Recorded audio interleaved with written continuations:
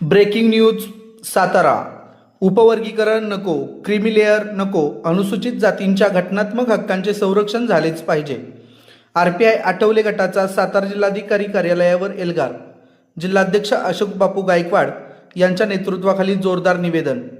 अनुसूचित जातींच्या आरक्षणामध्ये उपवर्गीकरण करण्यास तसेच अनुसूचित जातींच्या आरक्षणावर क्रीमी लेअर अट लागू करण्यास तीव्र विरोध दर्शवत Republican party of India Athawale गट सातारा जिल्ह्याच्या वतीने जिल्हाधिकारी कार्यालय सातारा येथे निवेदन सादर करण्यात आले. जिल्हाध्यक्ष अशोक बापू गायकवाड यांच्या नेतृत्वाखाली हा उपक्रम पार पडला. अनुसूचित जातींना संविधानाने दिलेले आरक्षण, सामाजिक न्याय, घटनात्मक अधिकार अबाधित ठेवावेत अशी ठाम भूमिका यावेळी Republican party of India Athawale गटाच्या वतीने मांडण्यात आली. पक्षाचे कार्याध्यक्ष आदित्य गायकवाड यांनीही या आंदोलनात सक्रिय सहभाग घेत अनुसूचित जातींच्या हक्कांच्या संरक्षणासाठी पक्षाची भूमिका स्पष्ट केली. आरक्षणाच्या हक्काला धक्का सहन केला जाणार नाही. निवेदनामध्ये अनुसूचित जातींच्या आरक्षणामध्ये कोणत्याही प्रकारचे उपवर्गीकरण करण्यास स्पष्ट विरोध करण्यात आला. तसेच एससी आरक्षणासाठी क्रीमी लेअरची अट लागू करण्याचा कोणताही निर्णय घेऊ नये अशी मागणी करण्यात आली. अनुसूचित जातींना मिळालेले आरक्षण हे केवळ रोजगार किंवा शिक्षणातील सवलत नसून सामाजिक विषमता दूर करण्यासाठी आणि वंचित घटकांना मुख्य प्रवाहात आणण्यासाठी संविधानाने दिलेला सामाजिक न्यायाचा अधिकार आहे, अशी भूमिका यावेळी मांडण्यात आली. निवेदनातील प्रमुख मागण्या: अनुसूचित जातींच्या घटनात्मक हक्कांचे संपूर्ण संरक्षण करण्यात यावे, एससी आरक्षणामध्ये उपवर्गीकरण करण्याचा निर्णय घेऊ नये, अनुसूचित जातींच्या आरक्षणावर क्रीमी लेअरची अट लागू करू नये, अधिकृत जातनिहाय जनगणना करून अनुभवाधारित डेटा उपलब्ध झाल्यानंतरच कोणत्याही धोरणात्मक निर्णय घेण्यात यावा, आरक्षणातील प्रलंबित रिक्त पदांचा अनुशेष तातडीने भरून काढण्यात यावा, अनुसूचित जातींमधील सामाजिक ऐक्य, बंधुता आणि एकोपा कायम राहण्यासाठी शासनाने विशेष उपाययोजना कराव्यात, घटनात्मक निकषांचे पालन करूनच निर्णय घ्यावा. निवेदनात नमूद करण्यात आले की अनुसूचित जातींना भारतीय संविधानाने दिलेले आरक्षण हे सामाजिक न्यायाच्या व्यापक संकल्पनेचा एक महत्त्वपूर्ण भाग आहे. त्यामुळे आरक्षणाच्या व्यवस्थेत कोणताही बदल करण्यापूर्वी त्याचे सामाजिक, शैक्षणिक आणि घटनात्मक परिणाम यांचा व्यापक विचार करणे गरजेचे आहे. अधिकृत जातनिहाय जनगणना आणि वस्तुनिष्ठ अनुभवाधारित आकडेवारी उपलब्ध नसताना कोणताही निर्णय घेणे योग्य ठरणार नाही. त्यामुळे शासनाने सर्व संबंधित घटकांशी चर्चा करून घटनात्मक मूल्ये आणि सामाजिक न्यायाच्या तत्वांचा विचार करूनच पुढील निर्णय घ्यावा, अशी मागणी Republican party of India Athawale गटाच्या वतीने करण्यात आली. यावेळी Republican party of India Athawale गटाचे पदाधिकारी, कार्यकर्ते आणि समर्थक मोठ्या संख्येने उपस्थित होते. अनुसूचित जातींच्या घटनात्मक हक्कांच्या संरक्षणासाठी पक्षाच्या वतीने पुढील काळातही लोकशाही मार्गाने जनजागृती आणि आंदोलनाची भूमिका कायम ठेवण्यात येणार असल्याचे यावेळी स्पष्ट करण्यात आले. संविधानाने दिलेला हक्क अबाधित ठेवा, आरक्षणात कोणताही हस्तक्षेप खपवून घेतला जाणार नाही. आरपीएस स्टार न्यूज पत्रकार निखिल कुचेकर, सातारा. जनतेच्या हक्कांचा आवाज, सत्य बातमीचा विश्वास. आमच्या चॅनेलला सबस्क्राईब करा, फॉलो करा. की आमच्यावर अन्याय झाला, अमकं झालं, तमकं झालं, पण जर वास्तविकतेमध्ये जर तुम्ही माहिती गोळा केली, जी की कुठलीही गोष्ट माहितीच्या आधारावरती बोलणं कधीही चांगलं असतं. आज तर तुम्ही बघितलं तर एकूण महाराष्ट्राच्या लोकसंख्येमध्ये बौद्ध समाजाची लोकसंख्या ही 7.5 ते 9% आहे आणि अनुसूचित जाती जमातींमध्ये ती 60% आहे.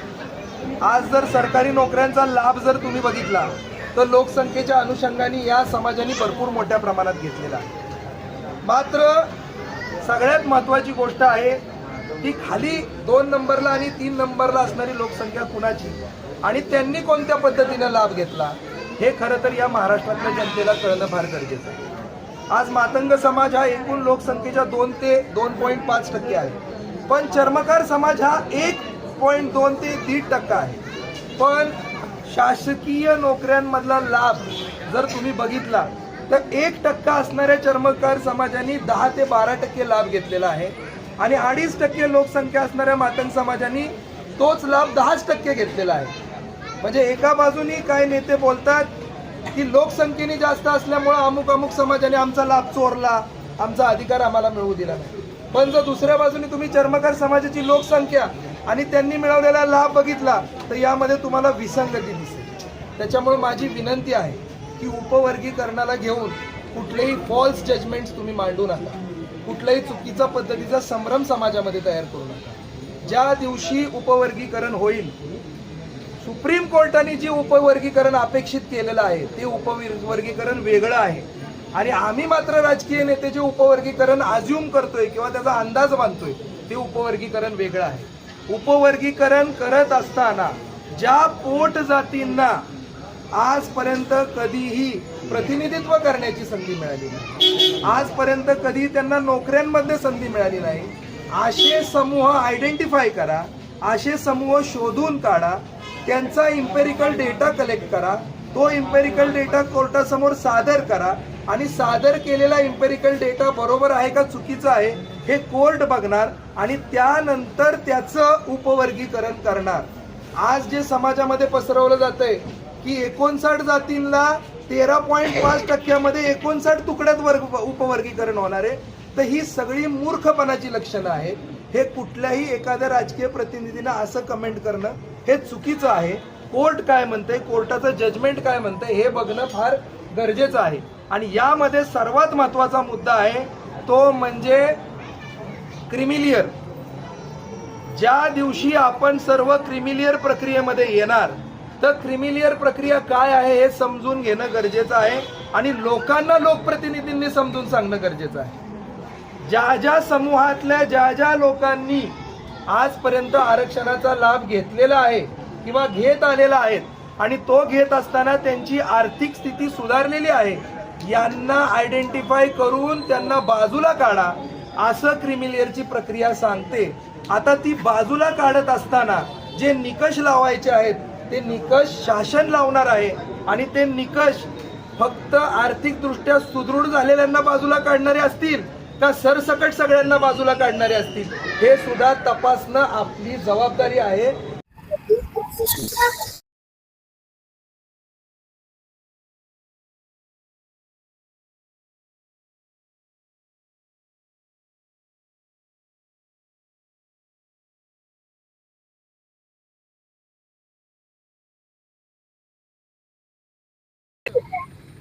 जर आपल्या घरच्या वाटत असेल तर तो कसा मिळणार हे त्यांनी विस्तृत केलं पाहिजे. कुणी विस्तृत करायला तयार नाही. उपवर्गीकरणाची मागणी सरकारची असली पाहिजे, सरकारसोबत भांडलं पाहिजे.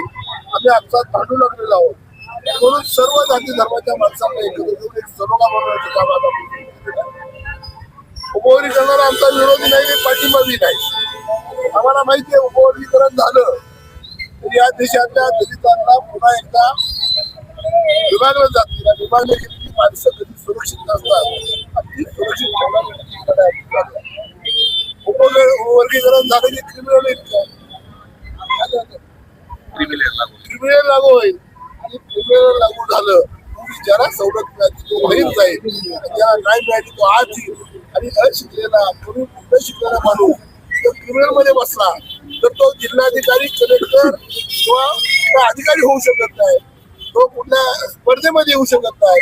हळूहळू दलितांच्या जागा मुक्तपणे बाहेर पडतील आणि त्या बाहेर पडलेल्या जागा त्या आमच्या समाजाला उद्ध्वस्त करण्याशिवाय राहणार. आणि म्हणून आम्हाला एक संघटित राहायचं आहे. आम्हाला दिलेलं 13% आरक्षण आमच्या 59 जातीत वाटलं जावं आणि प्रत्येक घरात त्यांना न्याय मिळावा यासाठी हा चाललेला खरं आमचं आंदोलन आहे. आणि म्हणून या आंदोलनासाठी आम्ही आलेलो आहोत. या आंदोलनाला आम्ही माहिती सांगितलं की आमचा विरोधी नाही, पाठिंबा बी नाही, पण उपवर्गीकरण झालं नाही पाहिजे त्या मताशी मात्र आम्ही ठाम आहोत. आमचे नेते ठाम आहेत. आमच्या नेत्याने आदेश दिला की वर्गीकरण झालं तर होणारे नुकसान तोटे सरकारने जाहीर करा. अजून जनगणना झालेली नाही आणि जनगणनेची यादी आमच्याकडे हजर नाही. तोपर्यंत आमच्यात पेटवण्याचं काम चालू केलेलं आहे. आणि म्हणून तमाम त्यांची समाज एकत्र आम्ही आलेलो आहोत. सर्व जातीची लोक आम्ही सोबत आलेलो आहोत. मातंग सुद्धा आमच्या सोबत आहेत आणि आम्ही लढाई सगळ्यांना घेऊन लढतोय. आम्हाला ही लढाई यशस्वी करायची आहे आणि वर्गीकरणातून आणि हा देश वाचवायचा आहे. उपवर्गीकरण झालं तर या देशाला नुकसानीपासून त्यांना वाचवायचं आहे आणि तो देशाची सुरक्षता अखंडित ठेवण्यासाठी, देशाची एकात्मता अखंडित ठेवण्यासाठी, दलितांचं एक संघटन अखंडित ठेवण्यासाठी आणि दलितांच्या सुरक्षिततेची ही लढाई आम्ही सुरू केलेली आहे आणि या लढाईत